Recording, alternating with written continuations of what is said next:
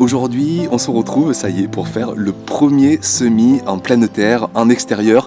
Enfin, le vrai début de la saison, hein, j'ai envie de dire. On va, ça y est, commencer à dessiner ce nouveau potager 2026 ensemble. Et je vais enfin pouvoir attaquer ces semis en pleine terre. Donc, je vais vous expliquer vraiment pourquoi, ça y est, je me décide à semer dehors. On va parler de sol, de température, pour espérer vraiment les meilleurs résultats. Donc, concernant la culture, eh bien, on va s'attaquer aux petits pois. C'est une culture précoce qui a besoin de seulement 9, 10, 11, 12 degrés de température de sol pour bien germer. Et regardez, à l'aide de mon thermomètre de cuisine, là, je vais faire un petit sondage sur une parcelle. Vous voyez qu'en ce moment, on a la chance d'avoir ici dans le sud 12, 13, 14 degrés en extérieur. Et le sol qui petit à petit se réchauffe et commence à arriver à une température de 10 degrés. Donc ici, sous mon climat, ça y est, je peux vraiment commencer à envisager à semer sans souci cette culture de petits pois. Aussi, vous dire que la culture de petits pois, elle déteste la chaleur, donc il ne faut pas non plus trop traîner en saison. Sous les climats les plus frais, ok pour semer en avril, voire même en mai, mais sous les climats les plus chauds comme le mien, c'est bien de semer en février, en mars, pour espérer de belles récoltes par la suite. Concernant le sol, vous avez peut-être entendu dans mes dernières vidéos qu'on a reçu une quantité de flotte assez astronomique ces dernières semaines. On en est à 350 litres au mètre carré.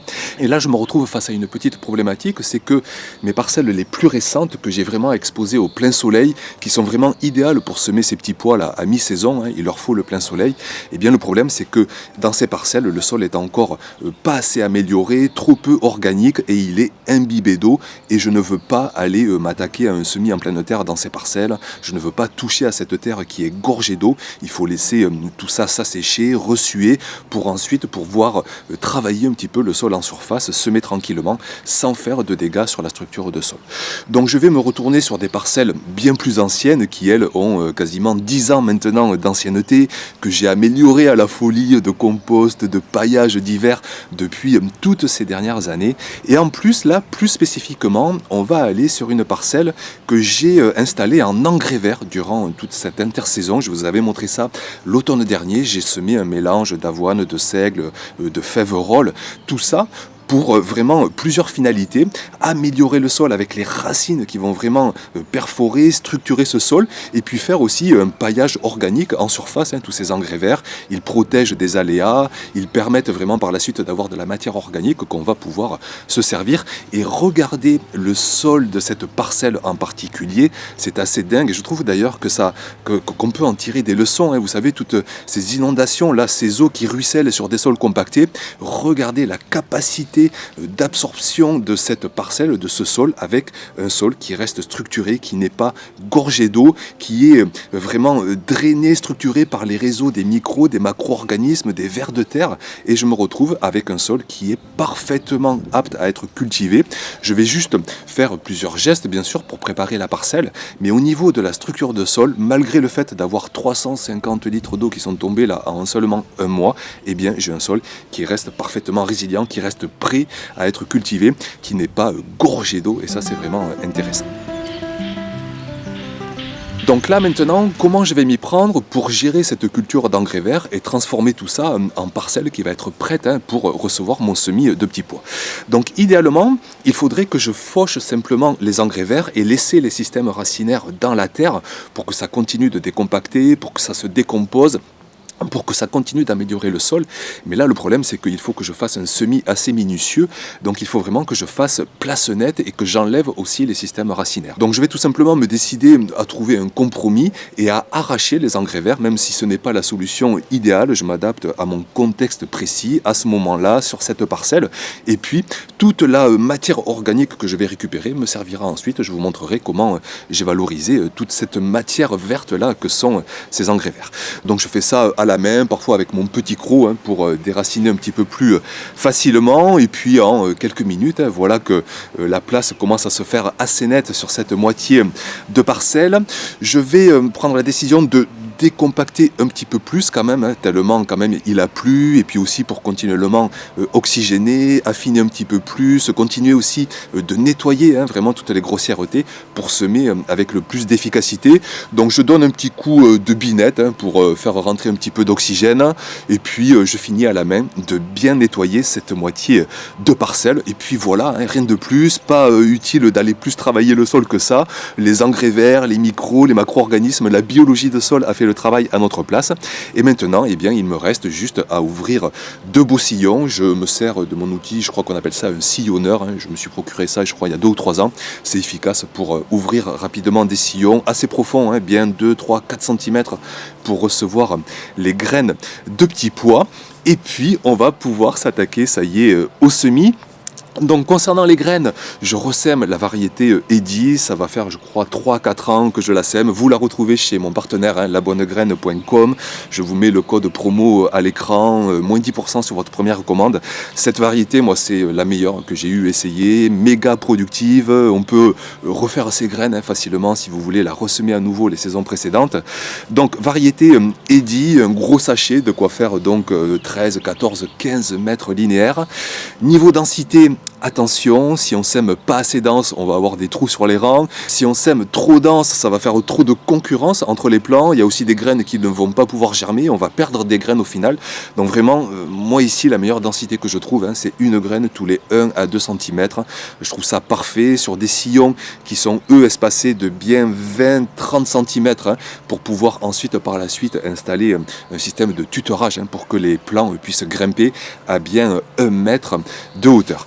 Donc on y va tranquillement, hein, vous connaissez l'histoire, on prend le temps, on y va avec minutie, avec énergie positive, avec attention, on dépose ces graines une par une et en avant donc pour ce premier semis de la saison en pleine terre.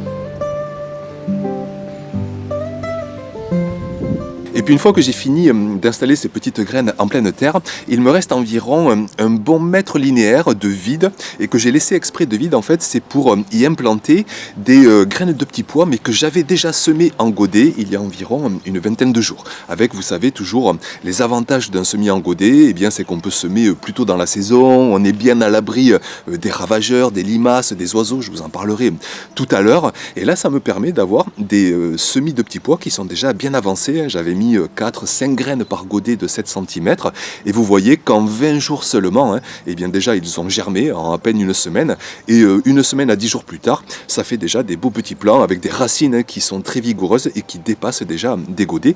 Donc il est temps de les repiquer, de les replanter déjà en pleine terre. Donc je vais les chercher dans la serre au milieu de plein de semis dont je vous parlerai dans une prochaine vidéo. J'embarque tout ça dans une petite barquette à poissons et direction donc la pleine terre pour ces godets. Je vais les implanter un par un, hein, chacun espacé de bien 10-15 cm.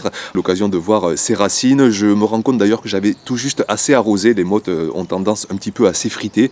Elles ne sont pas assez humides, mais bon, c'est pas bien grave. Avec l'arrosage, il vaut mieux en avoir un petit peu moins qu'un petit peu trop, où là, les racines risquent vite de mourir, de s'asphyxier dans un excès d'arrosage. Donc je repique tranquillement tous ces godets, un par un, à la suite de ce semis en pleine terre. Et puis, on arrive, ça y est, hein, presque à la fin. Il me reste maintenant à refermer évidemment les sillons, donc je fais ça à la main, hein. C'est l'avantage de semer sur petite surface, c'est qu'on peut vraiment être méticuleux, prendre soin, prendre attention.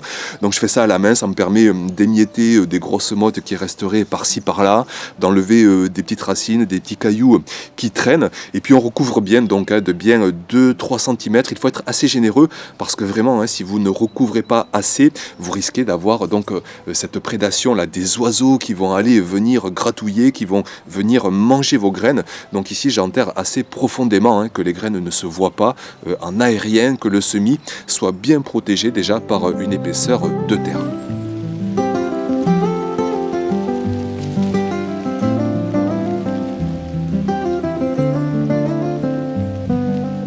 Je vous montre aussi ce que je vais faire de toute cette matière organique que j'ai récupérée via tous ces engrais verts que j'ai arrachés. Ça me fait vraiment un beau tas de matière organique assez tendre, assez verte, qui va être assez vite minéralisée par l'activité biologique du sol, par les macros, les micro-organismes. Alors ce que je me décide à faire, c'est que cette matière organique, je vais aller la porter sur mes parcelles les plus récentes, celles qui sont encore minérales, qui manquent de compost, d'humus, de matière organique décomposée, qui ont besoin vraiment de ces apports-là.